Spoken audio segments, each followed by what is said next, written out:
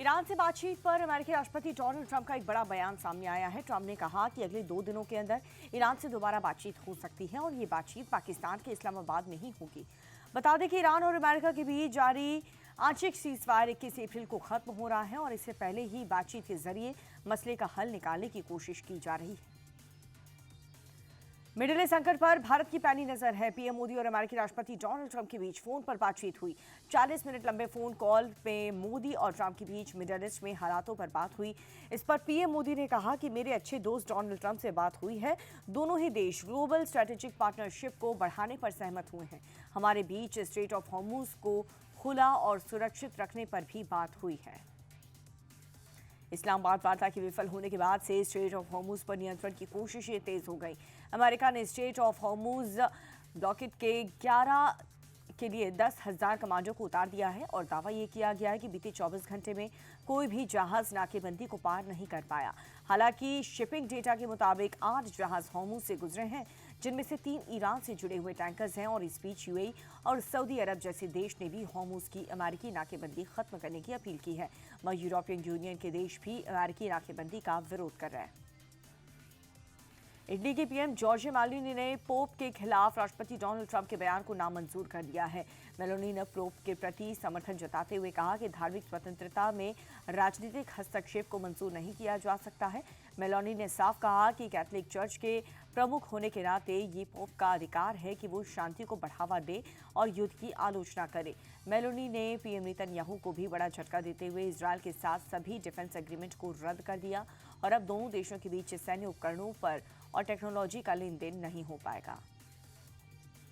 Israel और Lebanon के राजदूत के बीच वॉशिंगटन में हुई वार्ता में इजरायल ने हिजबुल्लाह के हथियार डाले जाने की मांग की है। वहीं लेबनान के राजदूत ने सीजफायर और संघर्ष के पूर्ण समाधान की मांग रखी।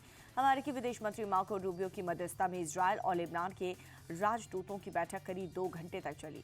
बैठक के बाद से जारी स्टेटमेंट में वार्ता को सकारात्मक और दोनों देशों के बीच आमने सामने की बातचीत की दिशा में एक अहम कदम बताया। और वहीं अमेरिका ने जोर दिया कि इजरायल और लेबनान के बीच कोई भी समझौता अमेरिका की मध्यस्थता में ही होना चाहिए। लेबनान के साथ शांति वार्ता की पहल के बीच इजरायल का लेबनान में हिजबुल्लाह के खिलाफ अटैक जारी है। इजरायली सेना ने एक वीडियो जारी करके दक्षिणी लेबनान में हिजबुल्लाह के ठिकानों को उड़ाने का दावा किया है। इजरायली सेना के मुताबिक उसने हिजबुल्लाह के दर्जनों इंफ्रास्ट्रक्चर, एंटी टैंक मिसाइल, सैनिक चौकी और हथियारों के गोदाम पर बमबारी की और उन्हें तबाह कर दिया। वीडियो में हिजबुल्लाह के 2 ठिकानों पर बम को गिरते और धमाकों के साथ उन्हें बर्बाद होते हुए देखा जा सकता है। बिहार में आज से बीजेपी के नए युग की शुरुआत होने जा रही है। पहले बीजेपी सीएम सम्राट चौधरी आज सुबह 11 बजे लोक भवन में बिहार के 24वें मुख्यमंत्री के तौर पर पद की शपथ लेंगे।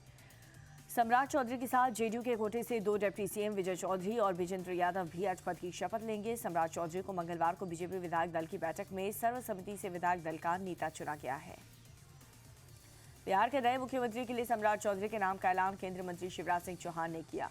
विधायक दल की बैठक के लिए उन्हें केंद्रीय पर्यवेक्षक बना करके भेजा गया। ऐलान के बाद सम्राट चौधरी को बधाई देते हुए शिवराज ने कहा कि सम्राट बिहार के विकास की नई गाथा लिखेंगे। वो प्रधानमंत्री मोदी और नीतीश कुमार के काम को आगे बढ़ाएंगे। शिवराज सिंह चौहान ने नीतीश की भरपूर तारीफ करते हुए कहा कि उन्होंने आजीवन सच और ईमानदारी की राजनीति की है। मुख्यमंत्री की कुर्सी के लिए अपने नाम पर मुहर लगाने के बाद सम्राट चौधरी ने पार्टी के शीर्ष नेतृत्व का आभार जताया।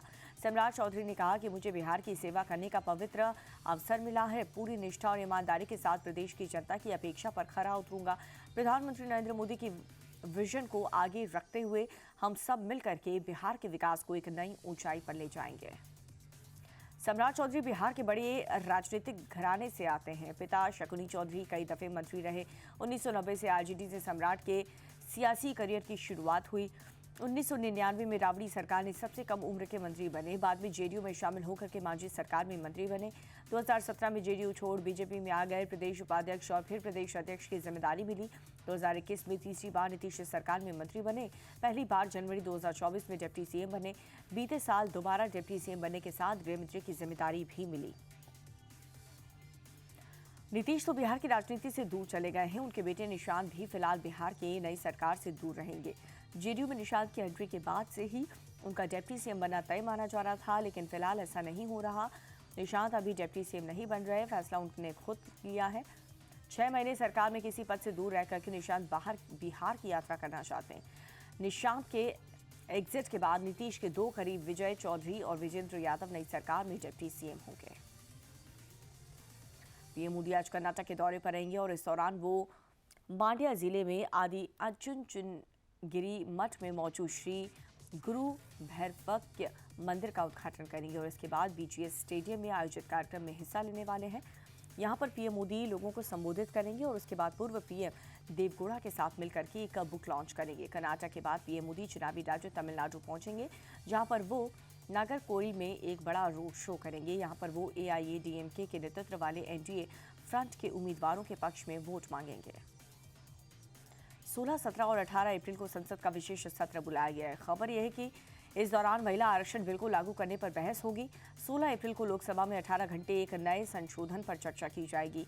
वहीं 17 अप्रैल को राज्यसभा में नए बिल पर चर्चा होगी।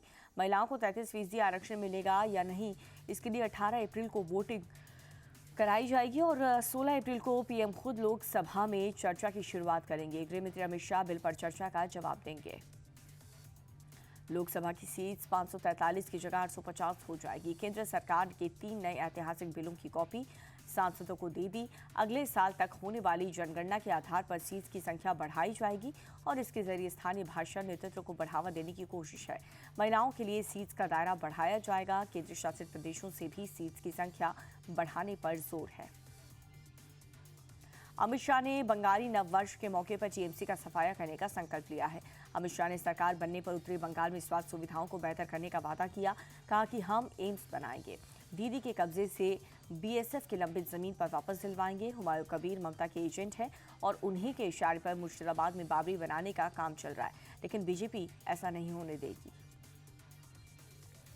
राहुल गांधी ने बंगाल के मुर्शिदाबाद में चुनावी अभियान का आगाज किया है और इस दौरान राहुल ने आरएसएस और बीजेपी पर जमकर निशाना साधा।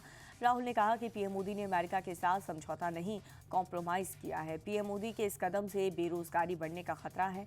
राहुल ने ममता बनर्जी को भी आड़े हाथों लेते हुए उन्हें बीजेपी का सहयोगी बताया।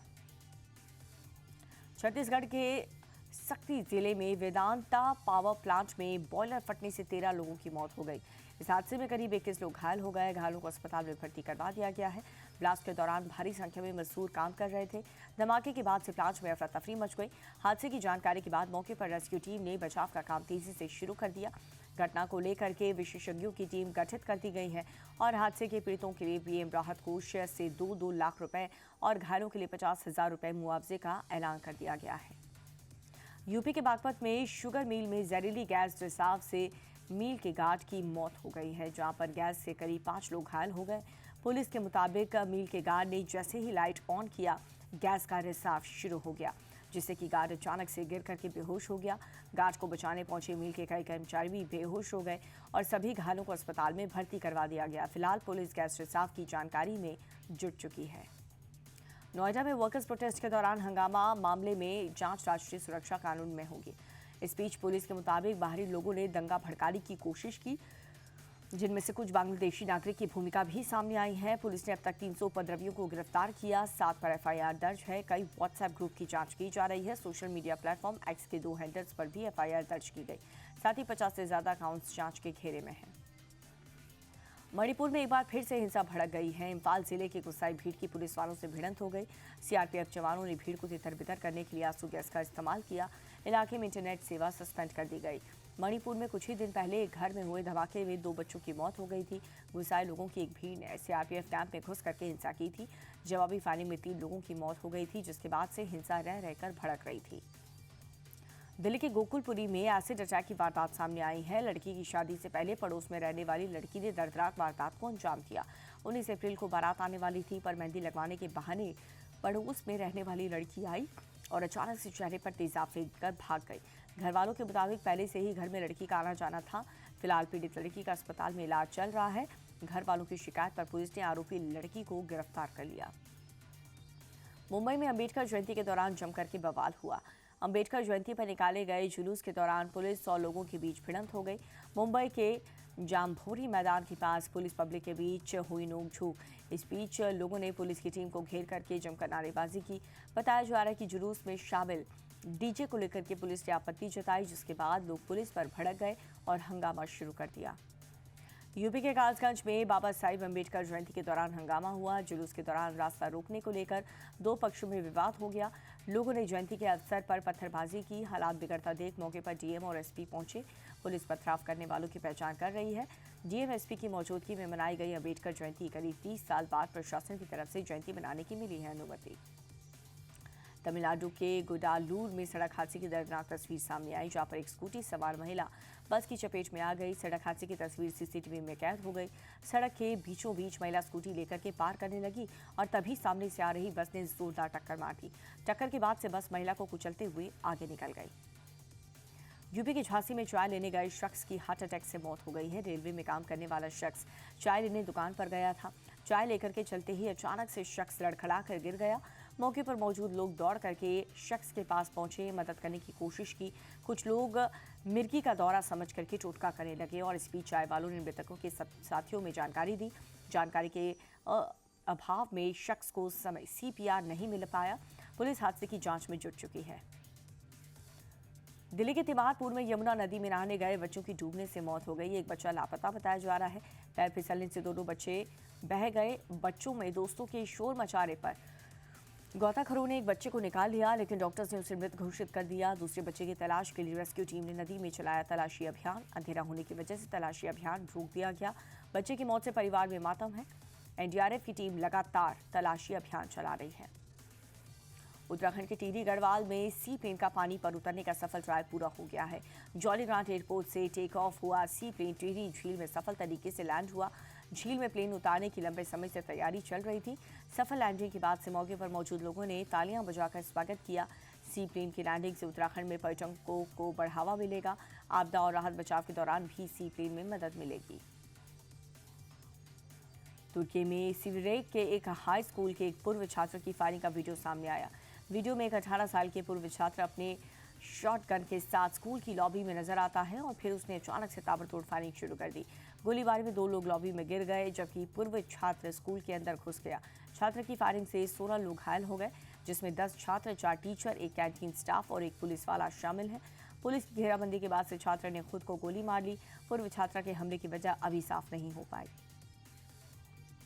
इजरायली पुलिस ने कचरा गाड़ी में छिपे 70 फिलिस्तीनियों को गिरफ्तार किया। इजरायली पुलिस के मुताबिक वेस्ट बैंक चौक पॉइंट के पास चेकिंग के दौरान एक कचरा गाड़ी में छिपे 70 फिलिस्तीनी नागरिक पकड़े गए और ये सभी फिलिस्तीनी इजरायल की सीमा में गैर कानूनी तरीके से घुसपैठ करने की कोशिश कर रहे हैं। इजरायल 2023 में हुए हमास के हमले के बाद से हजारों फिलिस्तीनियों का वर्क परमिट कैंसिल कर दिया था, जिसके बाद से काम की तलाश में फिलिस्तीनी अक्सर इजरायल में घुसपैठ की कोशिश करते हैं। गजा में सीज फायर के बावजूद इजरायली सेना के हमले लगातार जारी हैं। इजरायल की ताज़ा हमलों में एक 3 साल की बच्ची सहित 5 फिलिस्तीनियों की मौत हो गई। इजरायली सेना ने पहला हमला गाजा सिटी के एक पुलिस वाहन पर किया, जिसमें 3 साल की बच्ची सहित 4 लोग मारे गए हैं, जबकि इजरायल का दूसरा हमला उत्तरी गाजा में जबालिया रिफ्यूजी कैंप पर हुआ। 15 साल के एक बच्चे की मौत हो गई। अक्टूबर में हुए सीज फायर के बाद से अब तक इजरायली अटैक में 750 से ज़्यादा लोगों की मौत हो चुकी है। आईपीएल में आरसीबी और लखनऊ सुपर जायंट्स के बीच आज टक्कर होने वाली है। दोनों टीमों के बीच मुकाबला शाम 7:30 बजे होगा।